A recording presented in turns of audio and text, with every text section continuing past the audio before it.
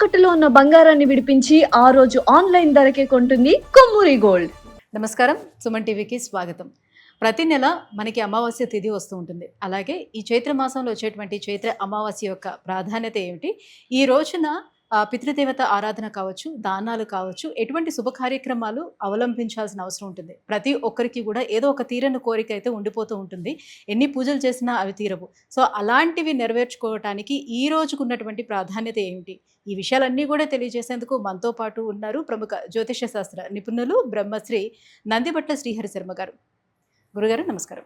వాగర్థావివ సంపృక్తౌ వాగర్థ ప్రతిపత్తయే జగతః పితరౌ వందే పార్వతీ పరమేశ్వరౌ. ఆదిత్యాయ చ సోమాయ మంగళాయ బుధాయ చ గురుశుక్ర శనిభ్యశ్చ రాహవే కేతవే నమః. శృంగేరి జగద్గురు పీఠాధిపతులకి, కంచి పీఠాధిపతులకి నమస్కారములు తెలియజేసుకుంటూ కార్యక్రమాన్ని ప్రారంభిద్దాం. గురుగారు, ఈ చైత్ర అమావాస్యకు ఉన్నటువంటి ప్రాధాన్యత ఏమిటి? ఈ రోజు ఎటువంటి శుభ కార్యక్రమాలు మనం చేపట్టడానికి అవకాశం ఉందా లేదా? ఎలాంటి విధి విధానాలు అవలంబించాలి ఈరోజు? చైత్ర అమావాస్య ఏప్రిల్ 17వ తారీఖు రోజున ఈ నెల వచ్చింది. అందున మనకు నక్షత్రాలలో ఆఖరిదైనటువంటి రేవతి నక్షత్రము మరియు మొదలు కాబడేటువంటి నక్షత్రం అశ్విని నక్షత్రం రెండు కూడా కలిసినటువంటిది. పైగా నక్షత్ర సంధిలో రేవతికి అశ్వినికి మధ్య ఉన్నటువంటి విశిష్టత ఇంకా ఏ నక్షత్ర సంధిలోకి కూడా ఉండదమ్మా. ఇది చాలా పరమ మహిమాన్వితమైనటువంటి పుణ్యతిథిగా చెప్పవచ్చు. అయితే మనం ఇక్కడ గమనించాల్సినటువంటి అంశం ఏంటంటే, ఇది చైత్ర అమావాస్య, కానీ మనకు బారహస్పత్యమానం అని చెప్పేసి కాశీ క్షేత్రము, ఢిల్లీ, ఇలా ఉత్తరాది ప్రాంతంలో ఒక విశిష్టత, వరాహమిహిరులు కావచ్చు, అలాగే పరాశరుల వారు కావచ్చు, వారి యొక్క కాల భేదాన్ని అనుసరించి వారు రూపొందించినటువంటిది బారహస్పత్యమానం. ఈ బారహస్పత్యమానానికి మనకు ఒక 15 రోజులు తేడా. అంటే మనకు అమావాస్య వెళ్ళిన పాడ్యం నుంచి నెల ప్రారంభమై మళ్ళీ అదే నెల అమావాస్య వచ్చేంత వరకు ఒక నెలగా గుర్తింపబడుతుంది.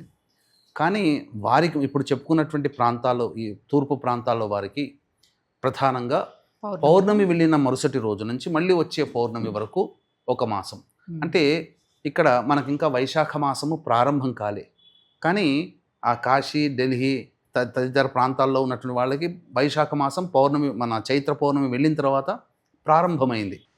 ఈ వైశాఖ మాసము కింద వచ్చేటువంటి దాంట్లో మనకు చైత్ర మాసంగా చెప్పబడేటువంటి అమావాస్య రోజున ఒక గొప్ప విశిష్టత వైశాఖ పురాణంలోనే చెప్పబడి ఉంది. అంటే వీక్షించేటువంటి సుమన్ టీవీ ప్రేక్షకులు కూడా గమనించాల్సినటువంటిది, మనకు ఏదైనా కోరిక తీరాలి అంటేనమ్మా దేవతల ఆరాధన మనం చేస్తాం. కానీ దేవతారాధన కంటే అతి శీఘ్రంగా ఫలితాలను ఇచ్చేటువంటిది ఈ పితృదేవతలు. ఈ పితృదేవతల యొక్క అనుగ్రహం కలిగింది అని అంటే మనము దైవాన్ని పూజించుకోవచ్చు, కానీ మన సంకల్పం నెరవేరడం కోసం దైవాన్ని పూజించే అవసరం రాదు. పితృదేవత ఆరాధన ఉన్నటువంటి కుటుంబాలలో అన్నీ సకాలానికి జరిగిపోతుంటాయి. ఈ రోజున వీక్షించేటువంటి ప్రేక్షకుల్లో ఎంతోమంది వాళ్ళ కుటుంబంలో ఎన్నో సమస్యలు ఎదుర్కొంటుంటారు. వివాహం కాక, పిల్లలకి వివాహం కాక, వివాహమే దాంపత్యం సరిగ్గా లేక, సంతానం కలగక, అన్ని పనులు దగ్గర దాకా వచ్చి వెనక్కి వెళ్ళిపోతూ ఉంటుంటాయి. అన్నిటికంటే ముఖ్యంగా అందరూ ఎవరి జీవితంలో వాళ్ళు బిజీ అయిపోయి ఎవరికి వారే యమునా తీరే అన్నట్టుగా ఎవరికి మధ్య ప్రేమ అనురాగం లేకుండా ఉండడం. అన్నిటికంటే ముఖ్యంగా ప్రతీది కూడా కుటుంబంలో ఒక అశాంతి అనేటువంటిది ఉంటుంది. ఎంత మంచిగా ఉన్నా, ఎంత గొప్పగా సంపాదించుకున్నా ప్రశాంతత లేని జీవితాన్ని గడుపుతుంటుంటారు. అంతేకాకుండా ఇప్పుడు ఉన్నటువంటి కుటుంబాలలో చాలామంది బాగా సంపాదించి ఒక అనాలోచిత నిర్ణయంతో ఉన్న డబ్బులన్నీ పోగొట్టుకుంటుంటారు. ఇలా 1, 2 అని కాదు, కుటుంబ సభ్యులు మద్యం, మత్తు పదార్థాల వంటికి బానిసలు అవుతూ ఉంటుంటారు. ఇలా 1, 2 అనేటివి కాకుండా అనేక రకాలైనటువంటివి.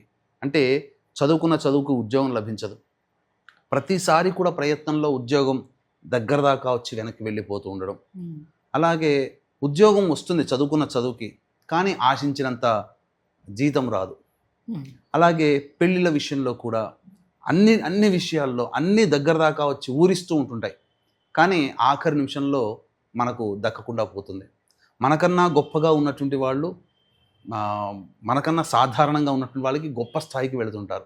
మనం ఎంత నిజాయితీగా కష్టపడ్డా మన ప్రయత్నం అక్కడ దాకే ఉంటుంది. ఒక్క మాటలో చెప్పాలంటే అనుకున్నవి ఏవీ జరగవు, పైపెచ్చు అనుకోకుండా అన్నీ వచ్చి మీద పడి సమస్యలు పడుతుంటాయి. ఒక సమస్య అయిందంటే ఇంకొక సమస్య తయారవుతూనే ఉంటుంది. అంటే ప్రశాంతత ఉండదు. అన్నిటికంటే ముఖ్యంగా రెస్ట్ అనేటువంటిది మానవుడికి దొరకదు. అది స్త్రీలైనా పురుషులైనా. ఇంకా చెప్పాలి అనంటే మందులకి నయం కాని రోగాలతో తరచూ బాధపడుతుంటుంటారు. కొన్ని సందర్భాల్లో డయాగ్నిస్ కానటువంటి కూడా ఇప్పుడు డాక్టర్లు కూడా ఏం చేస్తారమ్మా, ఏదైనా సమస్య వచ్చిందనంటే పరీక్షలు టెస్ట్ చేస్తారు. అన్ని టెస్టులు బాగుంటాయి. ఏదైనా టెస్ట్లో అబ్నార్మల్గా వస్తేనే దాన్ని బట్టి ట్రీట్మెంట్ చేస్తారు. ఏం చేస్తారు, బలానికి గోళీలు రాసిచ్చి మీకేం లేదు, మీ ఫీలింగ్ మాత్రమే, వెళ్ళి హాయిగా రెస్ట్ తీసుకోండి అని అంటారు. కానీ బాధపడేటువంటి వాళ్ళకి తెలుస్తుంది ఎంత బాధ అనుభవిస్తున్నారో. డాక్టర్లు ఏమో ఏది కాలేదు అని అంటారు, ఏమీ లేవు, మంచి నార్మల్గా రిపోర్ట్స్ వస్తాయి. సంతానం గురించి చూస్తే అన్ని నార్మల్ రిపోర్ట్స్ వస్తాయి, సంతానం కలగదు.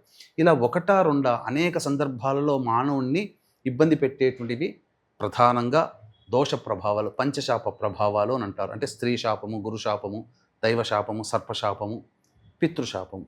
ఈ 5 రకాల శాప ప్రభావాలు ఉన్నప్పుడు ఏ మనిషి కూడాను ప్రశాంతంగా ఉండదు. అన్నీ దగ్గర దాకా వచ్చి వెనక్కి వెళ్ళిపోతుంటాయి. అనుకున్నది ఒకటి, జరిగేది ఒకటిగా ఉంటుంది. ఇవన్నీ తొలగాలి అని అంటే మనకు పితృదేవత ఆరాధన చాలా విశిష్టత. ఇప్పుడు చెప్పబడినటువంటి ఈ యొక్క చైత్ర అమావాస్యకి వైశాఖ పురాణంలో గొప్పగా చెప్పబడి ఉన్నటువంటిది ఏంటంటేనమ్మా, పితృదేవతల యొక్క అనుగ్రహం అతి త్వరగా లభించాలి అనుకున్నటువంటి వాళ్ళు, సమస్యలు తీరాలి అనుకున్నటువంటి వాళ్ళు ఈ రోజున ఒక చిన్న పరిహారం చేసుకుంటే చాలమ్మా. దీనికి సంబంధించినటువంటిది మనకు వైశాఖ పురాణంలో ఒక గాథ కూడా ఉంది. అంటే పూర్వం ధర్మవర్ణుడు అనేటువంటి ఒక మహాముని ఉండేటువంటి వాడు. అంటే గొప్ప తపశ్శక్తి సంపన్నతతో అతను ఊర్ధ్వలోకాలకు కూడా వెళ్ళగలిగేంత శక్తిని పొందాడు. అంటే ఈ రోజున మనం చూస్తే సింగపూర్, మలేషియా, బ్యాంకాక్ వెళ్ళి సేదతీరి వస్తాం కదా, అలా అతనికి లోకాలన్నీ తిరిగి రావాలని వెళ్ళడం. ఆ తర్వాత ఎందుకో పితృలోకాన్ని చూడాలని అనిపించింది. మా పితృదేవతలు ఎలా ఉన్నారో చూద్దాం. వెళ్ళిన తర్వాత ఆ పితృలోకానికి వెళ్ళగానే ఒక గడ్డి పొరకలో 3 వంతు ఎలుక కొరికేసేసింది. ఇంకా 4వ వంతు మాత్రమే మిగిలి ఉంది, సన్నటి ధార. దాన్ని ఎలుక కొరకడానికి రెడీగా ఉంది. దాన్ని పట్టుకొని కొంతమంది మనుష్యులు బాధపడుతూ ఏడుస్తూ కనబడ్డారు. ఏంటి చిత్రమైనటువంటిది అని చెప్పి దగ్గర దాకా వెళ్ళి, ఏంటంటే మీకు ఈ పరిస్థితి అంటే, ఏం చెప్పమంటావు నాయనా, మా కుటుంబము నిర్వంశమైపోతుంది, మాకు అన్నపానాదులు పిండ ప్రదానాలు చేసే యోగ్యత లేదు, మా వంశంలో చిట్ట చివరి వాడు ధర్మపర్ణుడు అనేటువంటి వాడు ఇంతవరకు కూడా పెళ్లి చేసుకోకుండా తపస్సు అంటూ తిరుగుతున్నాడు, మా గతి ఇలా వేలాడింది. అతను కనుక పెళ్లి చేసుకోకుండా, సంతానాన్ని కలగకుండా, మాకు పిండ ప్రదానాలు చేయకుండా ఉన్నాడు అని అంటే ఈ యొక్క బిలంలో కూరుకుపోతాం, మేము నరకయాతన అనుభవిస్తున్నామంటే చెప్తాడు. అయ్యా, మీరు ఎవరో అనుకుంటున్నారో, ఆ ధర్మపర్ణుని నేనే, మీరే నా పితృదేవతలు, చాలా నమస్కారం చేసి అప్పుడు ఈ యొక్క వచ్చే చైత్ర అమావాస్య రోజున చేయనైనా తప్పకుండా మన వంశాన్ని ఉద్ధరించు అనంటే పితృదేవతలకి సంబంధించి వాళ్ళకి చక్కటి కార్యక్రమాలు జరిపించి వివాహం చేసుకొని సంతానాన్ని కానీ తిరిగి మళ్ళీ తన యొక్క తపస్సుకి వెళ్ళిపోతాడు. అంటే ప్రతి సంవత్సరం సంవత్సరికాలు ఎవరైతే చెయ్యరో వాళ్ళు ఇలా ఈ రోజున చేసుకుంటే చాలా మంచిదమ్మా. ముఖ్యంగా చైత్ర అమావాస్య రోజున ప్రధానంగా పితృదేవతల్ని ఉద్దేశించి ఏ వ్యక్తి అయినప్పటికీ కూడా చేయవలసినటువంటి చిన్న పరిహారం ఒకటి ఉంది.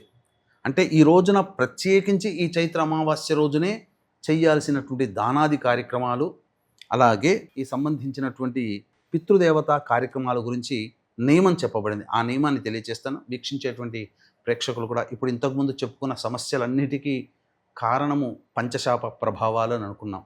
కాబట్టి ఏ కుటుంబంలోనైతే తండ్రి లేదా భర్త వైపు 6 తరాలు, తల్లి లేదా భార్య వైపు 3 తరాల్లో దుర్మరణాలు, అంటే road accident, fire accident, suicide attempt, నదిలో బావిలో పడి చనిపోవడం, ఇంట్లోంచి వెళ్ళిపోవడం, లివర్ ఫెయిల్యూర్, కిడ్నీ ఫెయిల్యూర్, క్యాన్సర్తో చనిపోవడం, 60 ఏళ్ల లోపల ఏ విధంగానైనా చనిపోయినా, ఇంటర్కాస్ట్ ఇంటర్ రిలీజన్ మ్యారేజ్లు జరిగిన, స్త్రీ హత్య, గోహత్య, బ్రాహ్మణ హత్య జరిగిన, కరోనాలో చనిపోయిన, కాలసర్పదోషంలో జన్మించిన, ఇవన్నీ పంచశాప ప్రభావానికి కారణం. కాబట్టి పంచశాప దోష నివృత్తికి మన పీఠమాధ్వర్యంలో 17వ తారీఖు రోజున పంచశాప నివృత్తి పూజలు, హోమాలు అనేటిని జరిపించడం జరుగుతుంది. 16వ తారీఖు నుంచి ఇక్కడ హైదరాబాద్ నుంచి బయలుదేరుతాం.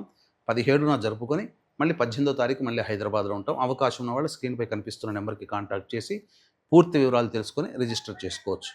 ఇక గమనించుకున్నట్లయితే ఈ యొక్క చైత్ర అమావాస్య 17వ తారీఖు రోజున చెప్పబడినటువంటి రోజున శుచి అయి ఆ రోజంతా కూడాను అవకాశం ఉంటే మద్యపానము, మాంసాహారము, ధూమపానము, దాంపత్యం ఉండకుండా పితృదేవత కార్యక్రమం ముందు ఆసక్తిపరుడై అప్పుడు ఉదయాన్నే 10 లేదా 11 గంటలకి ఉదక కుంభదానం అనేటువంటిది చేయాలి. నీటితో నింపినటువంటి ఇత్తడి చెంబైనా, రాగి చెంబైనా, వెండి చెంబైనా శక్తి ఉంటే, లేకపోతే మట్టి చెంబైనా కానీ ఆ నీటిలో చక్కగా పచ్చకర్పూరము, జాజికాయ, జాపత్రి, ఇలాచి, కుంకుమ పువ్వు ఇవన్నీ వేసి దాని మీద ఒక పాత్ర పెట్టి ఆ పాత్రలో నువ్వులు పెట్టి అప్పుడు ఆ నువ్వులలో నారాయణుడి యొక్క ప్రతిమను పెట్టి చక్కగా అర్చనాది కార్యక్రమాలు, విష్ణుదేవత అర్చనాది కార్యక్రమాలు చేసి బ్రాహ్మణునికి ఉదక కుంభ దానం అనేటువంటిది 11-11:30 మధ్యకాలంలో చేయాలి. చేసినట్లయితే ఎన్ని నువ్వులు ఆ యొక్క పాత్ర మీద ఉండి దానం చేస్తామో అన్ని సంవత్సరాల పాటు పితృదేవతలు తమ యొక్క నరక కూపాన్ని నుంచి బయటపడతారు. పితృదేవతలు ఆశీర్వదించారా, దేవుడికైనా కానీ ఇచ్చిన వరాన్ని ఆపగలిగే శక్తి పితృలోకానికి ఉంటుంది. కానీ పితృదేవత అనుగ్రహాన్ని పొందినటువంటి వ్యక్తికి ఏ దేవత కూడా అడ్డు చెప్పదు. ఎందుకంటే ధర్మం కదా, దేవతే అవకాశాలను ఇచ్చేసేస్తుంది. కాబట్టి చాలా అద్భుతమైనటువంటి రోజమ్మ. ఈ రోజున ఉపవాసం ఉంటారు, ఉంటే మంచిది. పిండ ప్రదానం చేయకూడదన్నది, తర్పణాది కార్యక్రమాలే చేయాలి. అయితే బ్రాహ్మణుడికి వస్త్రదానము, శాఖాదానము, కూరగాయలు, స్వయంపాక దానం ఇచ్చి దక్షిణ ఇచ్చి నమస్కారం చేసుకొని ఆశీర్వచనం పొందితే, నిజంగా చెప్తున్నానమ్మా, మన యొక్క ఈ మాసంలో పరాభవనామ సంవత్సరంలో మొట్టమొదటి అమావాస్య చాలా గొప్పదైనటువంటిది. ఇటువంటి అవకాశాన్ని వీక్షించేటువంటి ప్రేక్షకులు అందరూ వినియోగపరచుకొని, అవకాశం ఉంటే చెప్పిన విధంగా పంచశాపాలు కనుక కుటుంబంలో ఉంటే తప్పకుండా ఈ నివృత్తికై కార్యక్రమాలు కనుక చేసుకుంటే ఈ సంవత్సరంలో ఎవరు ఏ కోరిక అనుకున్నా ఖచ్చితంగా డిసెంబర్ కల్లా వాళ్ళ కోరిక నెరవేరుతుంది అని చెప్పడంలో ఏమాత్రం సందేహం లేదు. గురుగారు, ఈ చైత్ర అమావాస్య యొక్క విశిష్టత ఏమిటి, ఈ రోజు పాటించవలసినటువంటి విధి విధానాలు, ఎటువంటి దానాలు కూడా అవలంబించాలనే విషయాలు తెలియజేసినందుకు ధన్యవాదాలు. సర్వం శ్రీ ఉమామహేశ్వర పరబ్రహ్మార్పణమస్తు.